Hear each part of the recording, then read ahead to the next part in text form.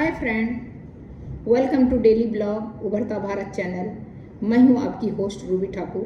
दोस्तों, आज एक दुखद घटना है कि अल्मोड़ा में, उत्तराखंड के अल्मोड़ा में एक बस हादसा हो गया जिसमें 36 लोगों की जान चली गई।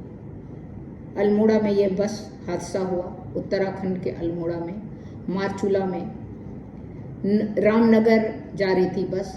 क्षमता से ज़्यादा उसमें यात्री बैठाए थे।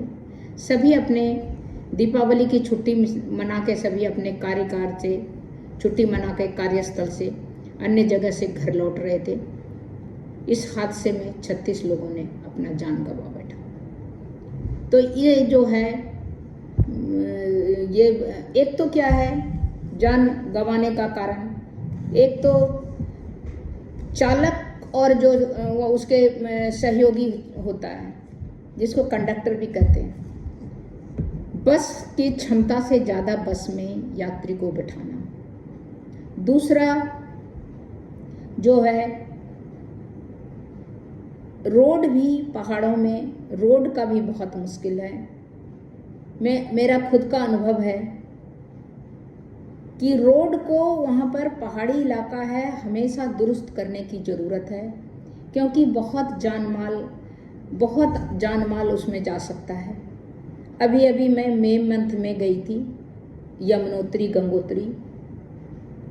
कितना अव्यवस्था था उत्तराखंड में कि मैं कह नहीं सकती। उस समय वहाँ के चीफ मिनिस्टर पुष्कर धामी बॉम्बे गए हुए थे और पूरा अव्यवस्था था। गाड़ी से गाड़ी एकदम रुका था। 7-7, 9-9 घंटे जाम में किसी एकाध की तो मैंने देखा मौत भी हो गया। तो वहाँ पर बहुत काम में या बहुत चीज़ में सीरियस नहीं है सरकार उत्तराखंड की। रोड का भी है या बस की भी कंडीशन अगर सही नहीं है, ये भी हो सकता है कि कंडीशन सही नहीं हो। मुआवजा का, पुष्कर धामी जो वहाँ के चीफ मिनिस्टर हैं, उन्होंने मुआवजा के लिए बोला और प्राइम मिनिस्टर फंड से भी मुआवजा मिलेगा। लेकिन मुआवजा से किसी के घर का, अगर किसी का बेटा ख़त्म हो गया, किसी का पति ख़त्म हो गया, किसी का घर के बहन ख़त्म हो गई, किसी की माँ ख़त्म हो गई, ये मुआवजा से वापस नहीं आता है। ज़रूरत है रोड और वहाँ का जो सुविधा है बस का भी कंडीशन सही रखने का। अच्छी न्यू बस दो ना आप, और एक कंडीशन आप लागू कर दो। पहाड़ों में बहुत दुर्गम स्थल है और वहाँ पर आप बड़े बस की आन जान रोक दो। वहाँ पर आप छोटी बस चलाओ, यात्री ज़्यादा ठूस के भरो मत। बस की कंडीशन गाड़ी की अच्छी रखो, क्योंकि बहुत नैरो रोड रहता है। प्लस नैरो रोड में जाने के लिए आप छोटी बस करो, बड़ी बस और नई बस करो। आप देखो वहाँ पर बहुत नई बस प्लस बहुत एक्सपर्ट ड्राइवर और रोड सभी का जो है बराबर मरम्मत। अभी बारिश अगर जैसे गई है तो आप फटाफट उसको रोड की मरम्मत, क्योंकि दूर पहाड़ों में दूर में गांव है, वहाँ पर जाना जो है बहुत खतरे का काम है। तो ये ड्यूटी किसकी बनती है? वहाँ के सरकार को। एक्सीडेंट रोकने का 3-4 कारण से एक्सीडेंट रोका जा सकता है। इतना बड़ा हादसा, 36 के घर में मातम छा गया। किसी के कुछ देने से वो नहीं लौटता है।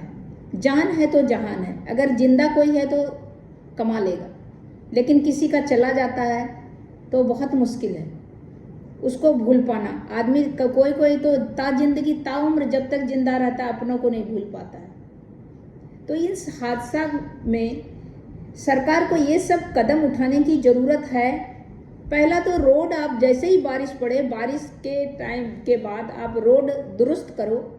दूसरा है, बड़ी बसें और ट्रक जो है नैरो रोड में मत ले जाओ। वहाँ पर छोटी बस का प्लस वो जो सामान ढोने वाला जो छोटा जो पिकअप है उसको आप करो। बड़ा सा ट्रक जाता है इधर, ऐसे ऐसे ऐसे हिलते रहता है रोड। मैंने तो देखा केदारनाथ जाने में रोड आधा जो है रोड ऐसे करके टूट चुका था, और आधा रोड में क्या है, ऊपर पहाड़ों से पानी गिर रहा था, और वो भी ऐसे ऐसे हिल रहा था। उसमें बस जा रही है, उसमें ट्रक जा रही है। आप सोचिए वो कितना बड़ा हादसा हो सकता है। एक तरफ खाई है, एक तरफ पहाड़ है।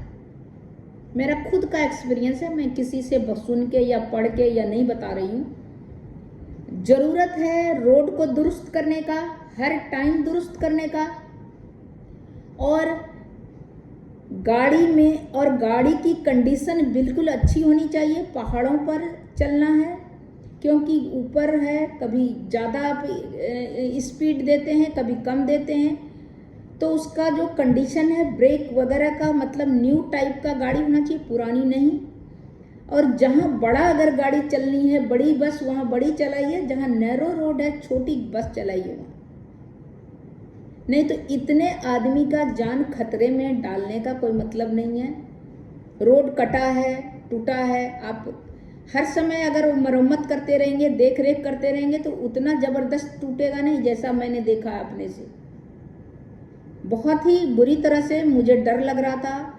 और दूसरा बात है, जब मई में 10 मई को खुला था, मैं गई थी मई में, जब मई में खुलता है पर्यटन स्थल, क्योंकि उत्तराखंड जो है, उत्तराखंड बोला ही जाता है देवभूमि, तो जब मई में खुलता है तो आप कुछ यात्री को ले जाएं, जो वो यात्री आ जाए तो इस तरह करके आप थोड़ा रोकें जिसके कारण सभी का दर्शन भी हो जाए।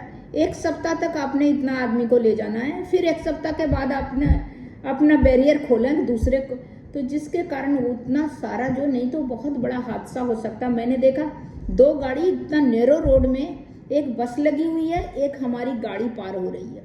गाड़ी का अगर बाय चांस चक्का थोड़ा हिलता तो हम लोग नीचे आ जाते खाई में। तो वो कंडीशन, तो वहाँ का बहुत सिचुएशन बहुत ही, मेरे को डर लगता है उत्तराखंड में जाने में भी, क्योंकि मैंने देखा है, बहुत करीब से देखा है। तो ये जो दुर्घटना है इसका भी कारण है कि हो सकता है कि बस कंडीशन में नहीं हो, और इतना यात्री को लेने का ज़रूरत नहीं है। 36 यात्री मर गए, 36 वहाँ पर पब्लिक मर गया, बहुत बड़ी बात है। बस का कंडीशन नहीं हो, ड्राइवर रोड का कंडीशन सही नहीं हो, चला नहीं रहा हो सही से, एक्सपर्ट ड्राइवर नहीं हो, तो ड्राइवर परफेक्ट होना चाहिए, बस की कंडीशन अच्छी होनी चाहिए, रोड को दुरुस्त रहना चाहिए, और बस नई होनी चाहिए। और इसके बाद 5वां ये है कि जिस रोड में बड़ी बस या बड़ा ट्रक जाना है उसी को जाने दीजिए। छोटे रोड में, नैरो रोड में बड़ी बस या बड़े ट्रक को जाने का अनुमति नहीं दें। दूसरा,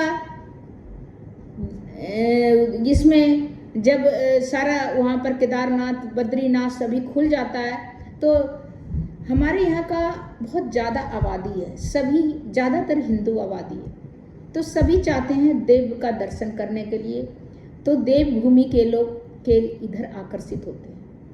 तो उसमें सरकार की ड्यूटी डबल, ट्रिपल, 4 टाइम बन जाती है कि सभी की दर्शन भी हो, क्योंकि उससे आपको रेवेन्यू भी तो आ रहा है ना उत्तराखंड में। हम अगर गए तो हमने वहाँ से गाड़ी लिया, उस गाड़ी वाले को रेवेन्यू हुआ, वहाँ से हम खरीद के खाना खाएंगे, उसका रेवेन्यू आपको मिल रहा है, होटल में जो खाना खा रहे हैं उसका रेवेन्यू मिल रहा है, पर्यटक स्थल के जो बुकिंग कर रहा है उसका रेवेन्यू मिल रहा है। तो कहने का मतलब, अगर कोई जा रहा है तो आपको फ़ायदा हो रहा है, तो उसको फ़ायदा के लिए उसकी जान का जोखिम में नहीं डाल के आप सुनिश्चित करें वहाँ के सरकार उत्तराखंड का कि सभी सेफ्टी से सब आएंगे, दर्शन करके जाएंगे। तो उसके लिए एक बैरियर लगाएं कि इतना 7 दिन तक जाएगा जो यात्री, तीर्थयात्री, वो इसके बाद जब वापस आएगा तो आप लोग करें। तो इस तरह करके भेड़िया धसान करके पता चला कि उधर ही गिर गया, और कोई उधर मर गया, किसी की गाड़ी हो गई, क्योंकि जनसंख्या बढ़ रहा है, आदमी जो है जाना चाह रहा है कि जल्दी जाके दर्शन करें, क्योंकि बहुत दुर्गम रास्ता है, दुर्गम कठिन रास्ते में लोग सोचता है जल्दी टाइम से हम दर्शन कर लें तो ज़्यादा अच्छा रहेगा।